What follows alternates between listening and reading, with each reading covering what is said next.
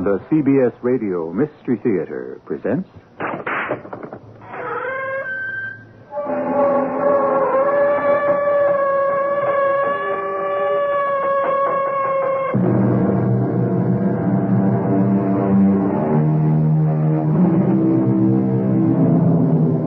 Come in. Welcome. I'm E.G. Marshall.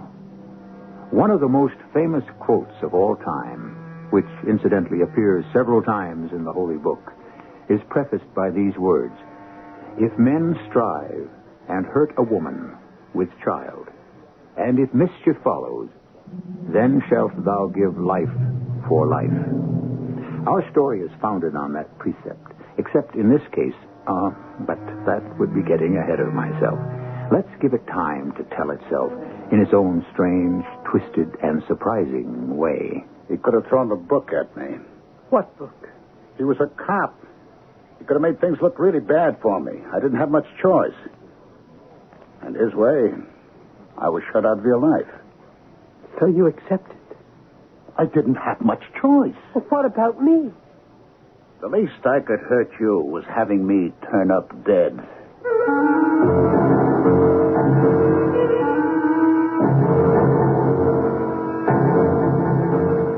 Our mystery drama, If Mischief Follow, was written especially for the Mystery Theater by Ian Martin and stars Ann Williams and Gordon Gould. It is sponsored in part by X-Lax and General Electric Citizen Band radios. I'll be back shortly with Act One.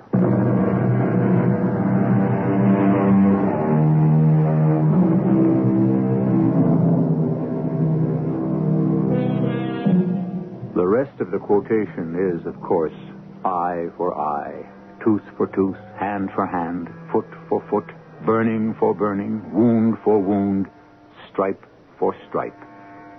In a curious way, so many of these are literally as well as figuratively to come true. First, let me set the scene. A community hospital in a well-settled area, busy, concerned with humanity, and the high goal of protecting life. A normal morning, and yet, in its own way, as we shall discover later, a quite special morning. Nurse Abrams? Oh, yeah, Liz. Everything's going fine. But I'd just like to get together with you at lunch about the shower and all. Yeah. Isn't it exciting? I mean, it's just not your ordinary wedding when you consider 2 doctors are involved. Yeah. Oh, look, hold a whisker. Someone's coming in. Yes, sir. Can I help you? I would like to see Dr. Trevor, please. Oh, well, I'll try to reach Dr. Trevor, but Dr. Trevor is tied up at the moment. If you'd care to wait. I'll wait. Just get Dr. Trevor on emergency page. Huh? Oh, well, I don't think I could do that. We're not allowed Get to... her on page and don't keep me waiting. Just tell her Craig Trevor is waiting for her. Her husband. Good morning, Dr. Trevor. Good morning, Dr. Douglas. Mind if I join you in a cup of coffee? Oh, not at all. If you're quite sure There'll be room for 2 of us. That's pretty silly, isn't it? Oh, I feel very lightheaded these days. Well, thank heaven it's the doctor's cafeteria, and the general staff can't hear us, let alone the public. Doctors are human, too. Did I neglect to say I love you? You did. But better late than never. How long is it till the wedding, anyhow? 2 more weeks. Can't you hold out? Now, as to that... Well, with the hospital grapevine rustling around, we've discussed enough private affairs, at least in the cafeteria. And I'm due an OR in 5 minutes. Can I see you tonight? It's a date. Pick you up around 6:30 at your place? If I can hold out that long.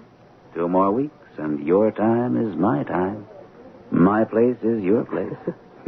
Mi casa es su casa. Oh, darling, do we have to wait? Oh, I'd like a nice wedding. Well, this time you deserve it. I didn't mean that. I just want you and me to start out right. And stay on that way right to the end. Gotta be on my way. Don't forget me before tonight. Don't you ever worry.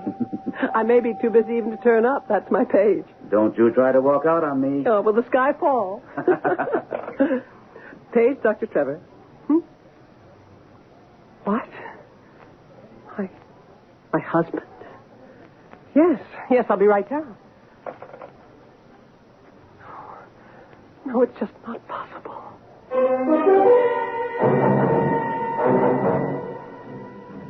Hello, Marion. Craig? No, can't be. Craig. Now, don't be alarmed. What you see is what you get. I'm not a ghost. I'm here in the flesh.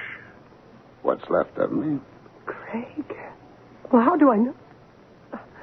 Forgive me if I'm so confused. Well, listen, we can't talk here. What happened? How could you come back from the dead? I can try to explain. No, not now. First, let me try to arrange my schedule. It's also... We can't talk here. I didn't suppose we could. Well, then why did you come here? I didn't know where else to find you. Yes, of course. Just let me find someone to cover me here at the hospital. I am a resident physician, you know, and then we'll go back to my place. Home. You have a car? Of course. We'll stop off at the bus station, pick up my stuff. What for? I am your husband. Is there any reason why I can't come home?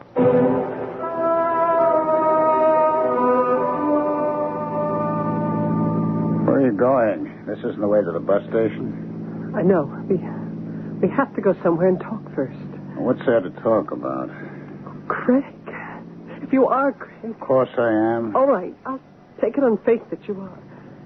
But I need an explanation. How? For 5 years you've been dead. There's even a grave back in Chicago and a coffin that contains, well, what we thought was you. Now, of all times, you turn up out of the blue like... Oh, from the way you're reacting, like a bad penny, it seems, huh? Aren't you glad I'm alive? Of course I am, if it's really you. I still can't credit the evidence of my own eyes. It's impossible. We knew you were dead. Even the insurance company would have accepted that, only... Only there wasn't any insurance anymore. Well, I can explain about that, too. I wish you would. I will. Where are we going now? Teeman's Cliff. What? Oh, it's the big place for young people to park at night. During the day, it's empty, quiet. Lover's Lane. Something like that.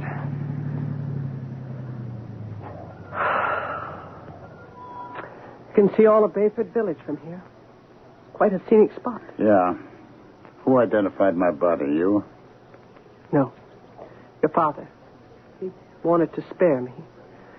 But I went with him. How could you be so sure it was me? Wasn't I, in the classic and well-known phrase, burned to a crisp? Yes. So it wasn't you. Who was it, Craig? Oh, a two-bit grifter. A friend of mine you couldn't stand who had me in a vice. One thing we did agree on, I'm have to admit, I couldn't stand him either. So you murdered him? I wouldn't blame you for not having the highest opinion of me, Marion, but I wouldn't have figured you'd think that of me. Well, then what happened? I ran and hid out. I read the papers. They said it all. Young law student married to a budding doctor, flunks out, all the dreams up in smoke. He takes what is for him the only way out, an automobile ride to suicide. Well, in a way, they were right, except that I didn't. Suddenly I had the chance to get out from under the impossible and start to live over. Don't know what you're talking about. Well, I'll try to explain. We were kind of the American dream, weren't we, Marion? I once felt that way. 2 kids from middle-class backgrounds with the guts to marry and fight out 2 demanding careers. Me a lawyer, you a doctor. Except I didn't make it. You did. I couldn't cut it. Craig, it was only a temporary setback. Oh, that's the way you felt. Maybe it's different for a man. I was a nothing. Career gone, making no money. Except you remember, I was always the miracle odds maker. How could I fail playing careful percentages, You kept on betting after we were married? Oh, up to the years. Benny, you remember him, was my book. Wilder and wilder till I was so far out in the hook, Benny was going to have to pass it up upstairs. And that was the evening Benny and I went out for the ride to talk. If you were so far in, what could you offer him? Your father had offered me that chance, enough to keep Benny quiet. I had the money with me, no problem. I was ready to pay, but Benny and me were kind of arguing. I was angry, driving like a madman, and on that turn, we went straight off the road because we were going too fast for me to handle the wheel. And crashed into the valley. And burned up. And check it out, except the last, I think. We crashed. I could hang on to the wheel, but Benny was thrown every which way. When we ended up, there he was lying on his side, and he was dead. Then what? Well, first off, I panicked. I threw open the door and ran from that car. That's a damn lucky thing I did, because suddenly, whoosh, the gas tank exploded, and it was a raging inferno. You were sure Benny was dead? Oh, the car was a furnace. Nothing could have lived inside that. And you just watched it burn? Well, what else could I do? What is more to the point, what else did you do? Oh, see it my way, Marion. I was scared out of my wits. I didn't know how much Benny had told the mob, how deep I was in, how bad it all could look like for me. Like maybe even murder. So I went to your father. You know, he never liked me. I know that. Well, he offered me a deal, a way out. Keep the money, give me, get out of your life. Leave him my ring, some personal stuff, the bridge I had in my back teeth, anything that identified me, just so I could be what was left of that corpse. Nobody would miss nothing like Benny. The mob could figure he took off, owing them what was coming to them, and, well, you could be a free woman. The least I could hurt you was having me turn up dead. Then why didn't you stay that way? I missed you. I tried to come back 3 years ago. I was broke. I didn't know where to turn. But that was just after your dad died. It was tough for me to cut out again because that was when I found out that we'd had a kid. We? Okay. I wasn't around when he was born. I didn't even know you were that way when I took off, but Stevie is our kid, isn't he? I don't want to talk about him. You and I were over a long time ago. Even before you pretended to die. Well, what is it you want now? Money again? No. I just want to come home. To you and Stevie. Stevie and I don't belong to you anymore. You can't come home. What about my mother? Bryna's with us. But you can't do this to her. She's an old lady. She's happy in a whole new world. What new world? Listen to me, Craig. Listen. Try to be kind and unselfish once in your life. For nearly 5 years, I thought you were dead. You were glad I was. Oh, that isn't true. We had our differences, but I did love you once. When I thought you died in that car crash, a lot of things died in me, too. But I was having a child. I had to pick up the pieces. Somehow I managed. When your dad died, I had to help Gran make a new life for herself, too. We've done a lot of building. Please don't tear it all down again. Not now. But I want to... I have to. I want to be part of it. You can't. Why not? Because I've rebuilt my life. I have a right to it. It's mine and you have no place in it. There's going to have to be a place for me. Well, there can't be. I've met a man I'm in love with. And you... Well, why did you turn up now? I'm going to be married 2 weeks from today. I'm afraid that's out, Marion, now that I'm back. Look, you can't do this to me, Craig. Please. It's too late. I already announced myself at the hospital as your husband. You can't come home. Marion, I've got to. I'm sick. I have something the matter with me, and it gets worse and worse. I can hardly walk now. I need you. You're the only hope I have left. I need someone to take care of me.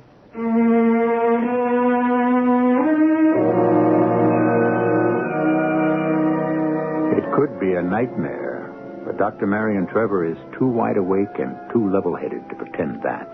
This is stark truth and the makings of unbearable tragedy.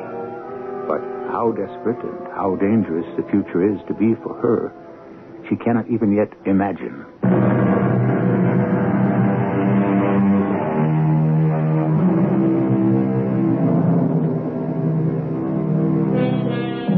On the edge of Teeman's Cliff, Marion Trevor sits behind the wheel of her car, numb, unable, and unwilling to look at the man by her side who has come back from the dead. In 2 weeks, she would have been happily married to Dr. Brian Douglas if this husband hadn't returned. The man she thought fate had been kind enough to get rid of forever. What do you mean, sick? What's the matter with you? I can't walk properly. And, well, other things. When I was in the hospital, they said I had, I don't know, Larisch's syndrome or something. Larisch's syndrome? Yeah, that's it. They wanted to operate, but I hauled tail out of there fast. Why? So many facts, names, states. I couldn't take a chance. Anyways, no doc's putting me under the knife. If you have Larisch's syndrome, an operation should be considered. Well, okay. Can't we talk about that after we get home? I can't take you home with me. I'm your husband. Oh, don't worry. If you think I'm going to claim married rights or something, that's one other thing that's gone wrong, as well as the legs. I can assure you, you're quite safe. Look, I need somewhere to rest. Okay. At least it'll be all right for tonight. What do you mean tonight? Gran and Stevie have gone to visit my mother for the weekend. We'll have that much breathing space to try and straighten out the future.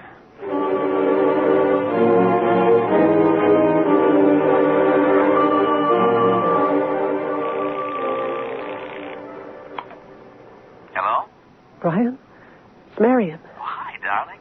I was just about to give you a ring about this television coverage of an operation day after tomorrow. I'm not calling you about that now, dear. Okay. We can straighten that out when I see you.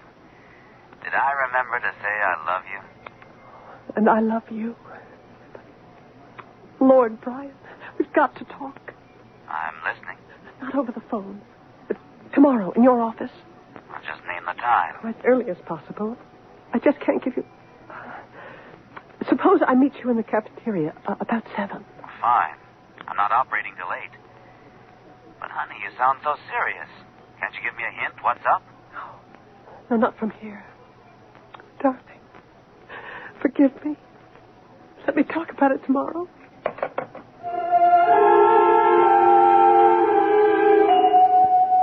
Hey there, bridegroom-to-be. How's the world look today? I'll tell you after my first cup of coffee, Dr. Wilson. One of those mornings, huh, Dr. Douglas? Yeah, following the night before. And a long day stretching ahead. I have a pretty full schedule myself. You shouldn't have the blues. I don't have the blues. I think maybe I have the jitters. What about getting married? Greatest institution in the world. Do you good to be one of the rest of us inmates. Inmates? That's a squirrel cage, but you grow to love it. Oh, I wasn't thinking of that so much. 2 weeks before his wedding, and what else should the bridegroom be thinking of? Oh, come on, Jerry. Get off my back. But as chief of staff, I do have a niggling problem here and there. For example, this cockamamie TV coverage of our first operation tomorrow morning that I got talked into. You don't have to do it. No, I think it's a good thing. It's too late to pull back anyway. I think the public should see firsthand that surgery isn't anything to fear. There are no mysteries about it. After all the trouble Marion went to setting it up, there's no way you could pull out. You haven't seen Marion this morning, have you? Well, she wasn't checked in on the board when I came in a few minutes ago. Well, I'm due to scrub. I'm assisting Hallam. Oh, timed exit. Here comes your lady love. Good morning, Dr. Trevor. Morning, Jerry. Hello, Brian. Hi, hon. I just got my coffee. Get you some? Maybe take it up to your office. Not here. I've got to talk to you in private. That bad, huh? Oh, it's about as bad as it can get.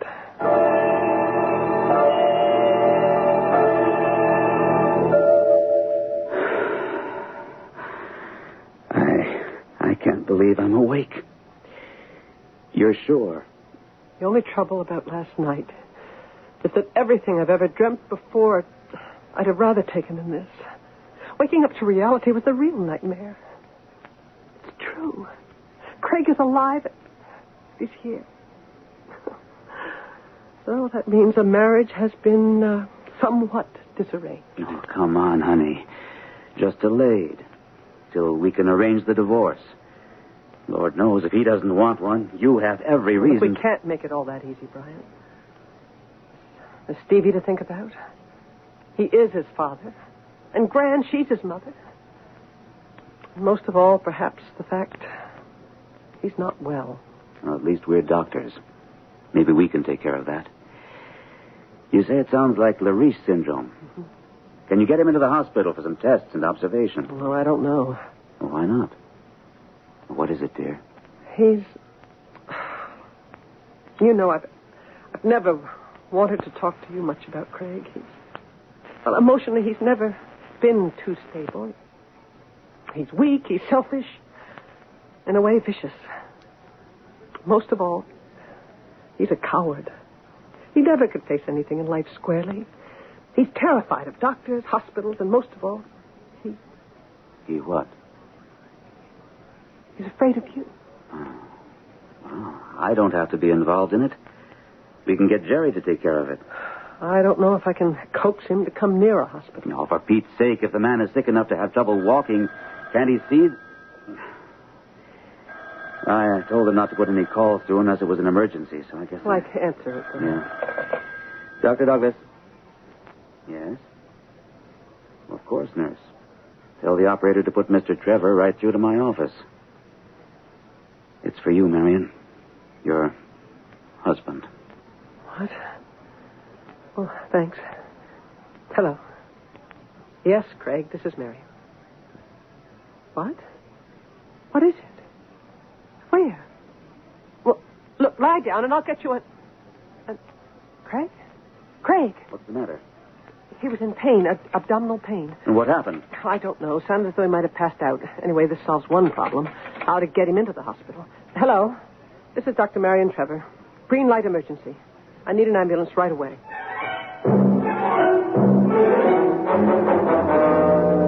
Marion, take it easy. He's in the best of possible hands with Jerry Wilson. I know. But you're still pacing around like an expectant father. Does he mean that much to you, in spite of everything? Oh, darling. Darling, there's only one man in my life now. The only one who has ever been, ever since I met you. It isn't that. It's just I feel so guilty. You? Why? I could see he had cramps in his legs, that he walked with difficulty.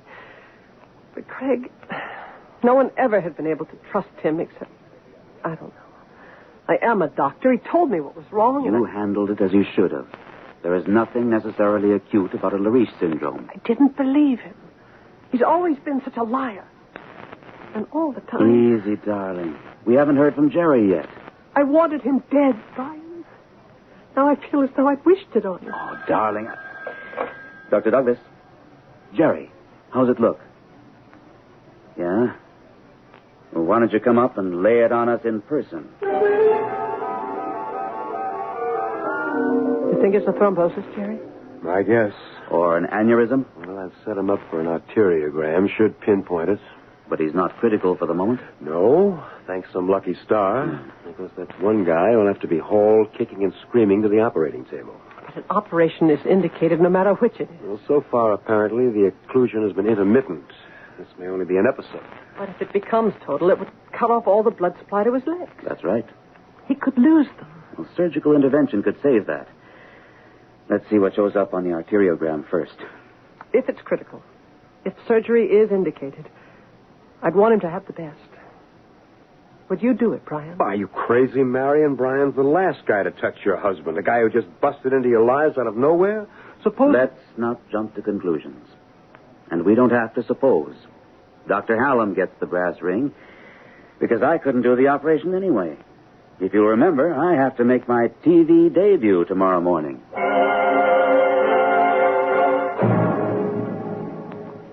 Hello, Craig.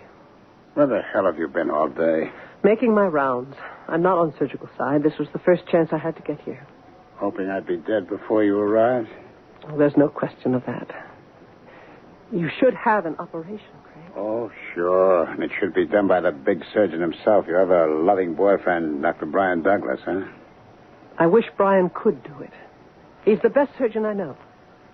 He feels under the circumstances. All right, baby. Well, he's the last guy I'd trust with a knife in his hands anywhere near me. We're lucky to have Dr. Hallam. He's just as good as Dr. Douglas. It isn't going to make any difference. I'm not having any operation. Now, get me out of this tube thing. Get my clothes. I want out of here. Craig, you can't leave. You wouldn't be able to walk, or you shouldn't. Why do I have to have this gadget? What's it doing? Making slow poison into my veins? It's feeding heparin, a blood thinner into your system to try to guard against an occlusion that would make an operation mandatory. Oh, look, do we need all the big words? At the end of the big artery that comes down from the heart, there's a fork to two big arteries that feed blood into your legs. You have very early hardening of the arteries, and because of the pressure, you have an aneurysm there. What's an aneurysm? It's a distension of the artery, a sort of balloon filled with blood that might burst. Does it always? No. Sometimes, if you're lucky, the aneurysm can be reabsorbed. Do me at least one favor. What? Just sign this authorization to operate in case it does become acute. Oh, no. I'm not signing any papers. Wouldn't it be a convenient way to get me out of the way, huh? That isn't what I'm trying to do. Oh, we won't get the chance, Barry. Okay, as long as I'm stuck in this morgue. Get out of here. Let me get some sleep. By the way, when do my son and my mother get home? They should be at the house by now. Why? Do they know about the prodigal's return yet? No. It's something I still have to face. Oh, yeah. I just bet you can hardly wait to tell them, huh? Please, Craig. Let me do it in my own time. Let me prepare them a little first. Oh, sure. I'll leave everything up to you.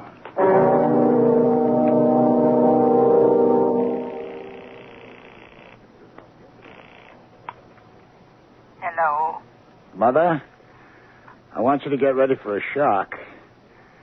This is Craig. Who? Craig? Yes. Yes, your son, alive. I'm alive, but not for long, unless you help me. I don't know what you're talking about. Just listen to me, Mom. Mom, they got me in the hospital, and they're planning to kill me. Help me, Mom. Help me. And if it's too late, don't let them get away with it.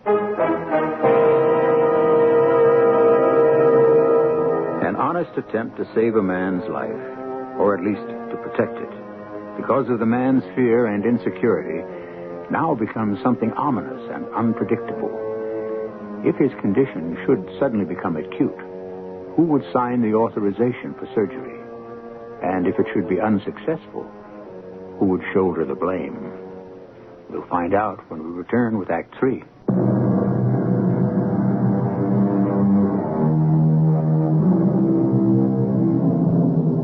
The world spins on its axis, and nothing can arrest the inevitable march of time. But inside that limit, there is no individual boundary. Now, a man returning out of nowhere is in the process of starting a chain of events that have neither a foreseeable future or a solution. An event Dr. Marion Trevor has had a difficult time explaining to her mother-in-law. No doubt about it, Grant. Craig is alive. I just can't believe it. My son. Why didn't you let me know right away? I suppose I should have. I was just so confused about everything. And then to find out he was in bad health. Oh, how bad is it? It's very hard to explain, Grant. I think he should have an immediate operation. Well, then why doesn't he listen to you? You're a doctor. Because he doesn't trust me. He doesn't trust anyone. He's obsessed with the fact that because he tried to die before his time, or appeared to, that everyone else wants to take advantage of that. Do you, Marion? Oh, no. Please, Grant. Don't think that of me. You know, the best thing you could do for him. What? Convince him that he needs an operation. Are you sure of that? Aren't you? After all I've told you. Well, I don't know. I thought I'd reestablished my life with my boy gone. Oh, I know it wasn't a good marriage for you, but how can I blame my own flesh and blood all the way? I know he wasn't good for you, and you wanted to be rid of him. It seemed that God had solved that problem. Now, it's all so different. I don't know what to say. I thought you'd be on my side, Gran. I don't know whose side I'm on. Just let's keep it from Stevie at the moment. Well, there's no reason why he shouldn't be told. Are you sure? Supposing Craig doesn't ever come home from the hospital. Isn't it better and simpler for Stevie just to believe, as he does now, that his father died before he was born? This is ridiculous, really. Gran, we're talking as though Craig's second life, if you want to call it that, is going to be very short. It had better not be. What do you mean? I'm afraid to say what I mean, but I know I've got to go and see my boy tonight.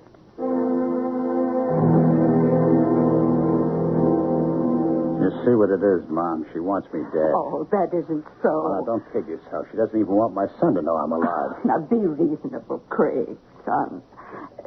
This is something that's going to have to be broken to Stevie very carefully. He's a little boy. It's going to be hard for him to understand. Okay. Let's forget the kid for the moment. First off is me. Now, look, I want you to promise me something, Mom.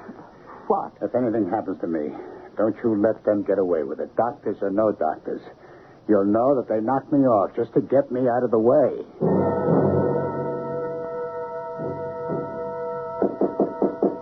Come. Oh, Marion, what's up? A couple of things. Just wanted you to know that TV is all set up and ready to go. The nurse has a sterile microphone. Once she buttons that on, you can forget they're even there. Just go ahead like a normal closed-circuit viewing for the staff. Fine. But what about you, honey? Is Hallam going to operate on your, Craig? We had to postpone that. Dr. Hallam reported sick last night. Anyway, it was all up in the air. I couldn't get Craig to sign an authorization. Brian. Oh, what is it? Emergency. Green light all the way. I'm sorry, Marion, but our mutual patient just exploded. You can hear his screams all the way down the hall. I have him on the way up. Critical emergency. Priority A. He's got to be operated on, Brian. Did he sign a release? Are you kidding? The guy's in a coma. Who can we get? We'll have to postpone my resection. Mr. Brettler will keep. There's no rush. Well, you can't operate on Marion. Well, there must be someone If else. it's an emergency, I'm stuck with it. Marion, you run traffic. Put Mr. Brettler on hold and rush the patient in. I'm half sterile now. Let's get him on the table so we're ready to go if we have to. Are we ready, Miss Abrams? Except for the patient. He hasn't been prepped, Doctor. So I see. Dr. Wilson, will you prep, please? Now, look, Brian, I scrubbed up under protest. You're crazy to go ahead with this. Why? Because you haven't got a release. His wife signed it. His wife. If anything happens, you'll have your neck stuck out a mile, Brian. Doctor, be careful. The microphone. What? I forgot we're on TV tube and wired for sound. I imagine all extraneous remarks can be cut from the tape. Please prep, Doctor, while I explain the situation. Do I have the patient, Dr. Aiello? All yours. What's the blood pressure? 200/20. Not so good. Still, there was bound to be hypertension. How long are we going to be, Dr. Douglas? We can't get out under 3 hours at a guess. Maybe longer. Can you hold him? No comment. The quicker the better, though. Let's see what we can do. Is the patient prepped, Dr. Wilson? Almost ready. Very good. For anyone observing this operation for the first time, let me explain a Lariche syndrome. The patient involved is at a highly critical stage, since a large thrombus or blood clot is cutting off the main circulation to the interior organs and the lower extremities. Corollary circulation is taken over to some extent, but not enough to prevent the danger of gangrene and possible loss of one or both legs. In addition, there is a major complication, which we shall discuss when the time comes. Ready, Dr. Wilson? Yes, Doctor. Good. Scrub nurse? Yes, sir. Skin knife. We will use a midline incision from the umbilicus to just short of the pubis. Retract, please. Scalpel. I am now going through the fascia. Retract again. Scalpel. As soon as the field is clear, we will expose the peritoneum. Bleeder there. Clamp it, please. Sponge. Doctor? Thanks. Give you a better view. Excellent. Yeah. There we are. Retract, nurse. Mayo scissors.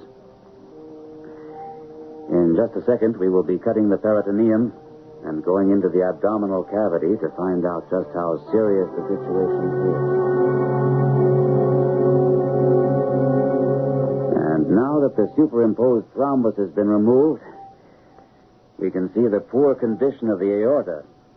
The intima is almost completely overgrown by atheromatous plaques, which severely impede the flow of blood. The patient has been unable to walk more than short distances at a time. Other effects will have been poor function of the abdominal organs, including possible and fallible impotence. To return the patient to a normal life, it will not be enough to close the artery.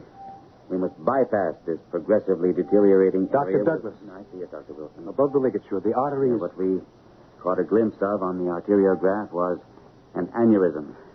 Dissecting. It's blowing up like a balloon, ready to pop. We'll ligate above it. Stand by with suction.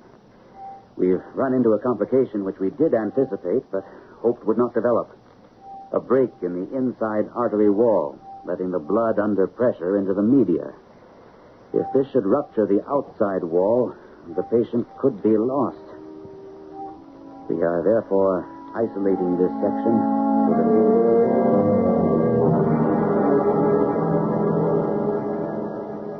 I need your answer first, Dr. Aiello. It's up to you, Dr. Howard. Do you want to take the risk? I'll try to hold him stable. That's all I want to know. You're not going to try to complete the operation? With a bypass, yes. Well, the patient's in no condition to... What else would you suggest? Well, cellophane wrap the aneurysm and close. Leaving the patient in the same condition as we found him? Alive. If we continue, there's a chance that... At least a calculated one. Well, that's just the trouble. Brian, this isn't just any patient. Who says? I don't want to see you stick your neck out. I should remind you again, we are essentially on candid camera. The operation will proceed. And in my judgment, we will make this man whole again. That's all that's involved here. Nurse, give me a clamp and stand by with suction. We're going to use a plastic bypass.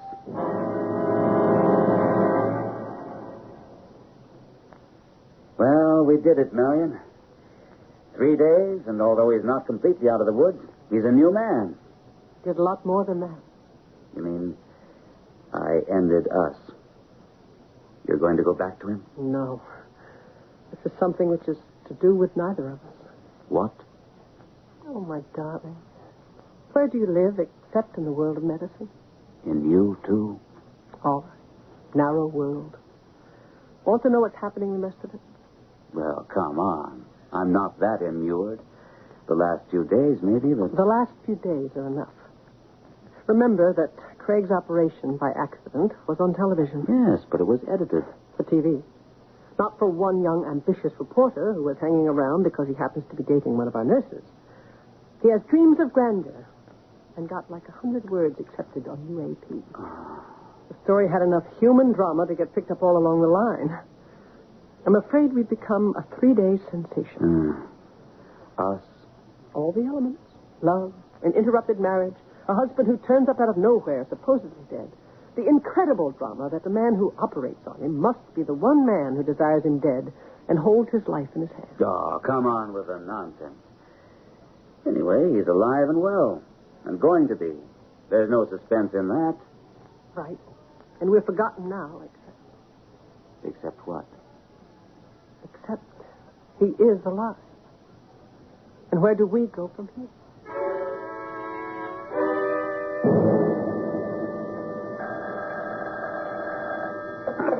Yes? Hello, buddy. Long time no hear from. Who is this? A friend who went to your funeral. He's really ginched, and he got made a fool of. Now, we know you're still around and where you are. Let's consider you're into us for like about 15 grand. I can't raise that much. Well, you'd better now you're on your feet again. You got to give me time. Like 1 week, cousin. You don't come through, cut those new legs from under you. Dear Marion, there are a lot of things I can do. Thanks to you and the man you love, I have legs in which I can try to run and hide. I can stay where I am and tough it out, but how far can the mob really reach? I guess that's one place I can't kid myself. The TV coverage of the operation was no big deal, but some lucky stranger who had a connection with the wire service got me publicity enough for the hard boys to find me. No, I was left with 2 choices. Tough it out or...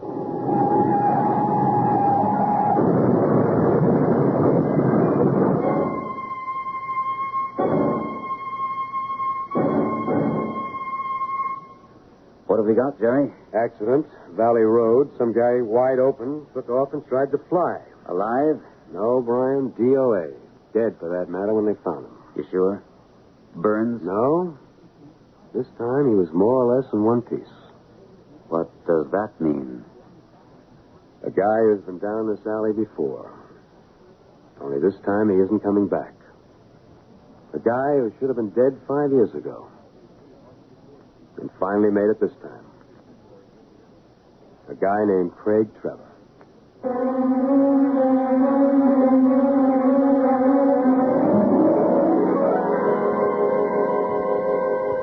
The first reaction is one of relief and joy for Brian and Marion, and for a marriage which once again has been arranged, and for the little boy named Steve, who will grow up with real parents, and for an old lady who doesn't have to mourn her son anew.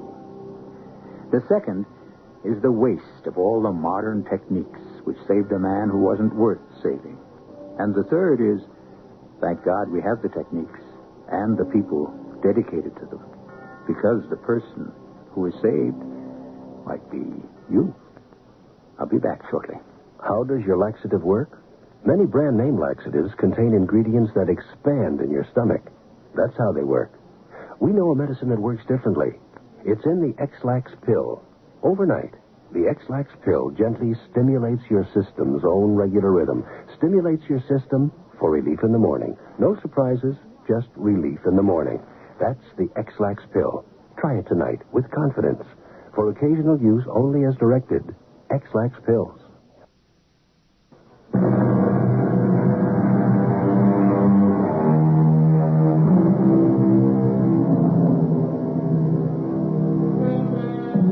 A while ago, when I first started this story, I seem to remember I was quoting the Bible. If men strive and hurt a woman with child, and if mischief follow, then shalt thou give life for life. I think I've lived up to my promise. That's what this story was all about. Our cast included Ann Williams, Gordon Gould, Ralph Bell, Bryna Raeburn, and Bob Readick. The entire production was under the direction of Hyman Brown. And now, a preview of our next tale. Oh, there are the Ledgers. I've got to greet them. Get some champagne. You've got to drink to our 25th anniversary. Well, I'll drink to that. I'll get some for us, Miriam. You circulate. I don't remember who was there that night, what we ate or drank, or when we got home. All I could think of were those fantastic earrings of Helene's. I simply had to have them. It wasn't just a case of admiration. It was physical. I had to have those earrings the way a starving man has to have food. I knew Helene wouldn't dream of giving them to me, or even selling them to me. I had to think of a way of getting them, because those earrings had to be mine. Radio Mystery Theater was sponsored in part by True Value Hardware Stores and Buick Motor Division. This is E.G. Marshall inviting you to return to our Mystery Theater for another adventure in the macabre. Until next time, pleasant dreams.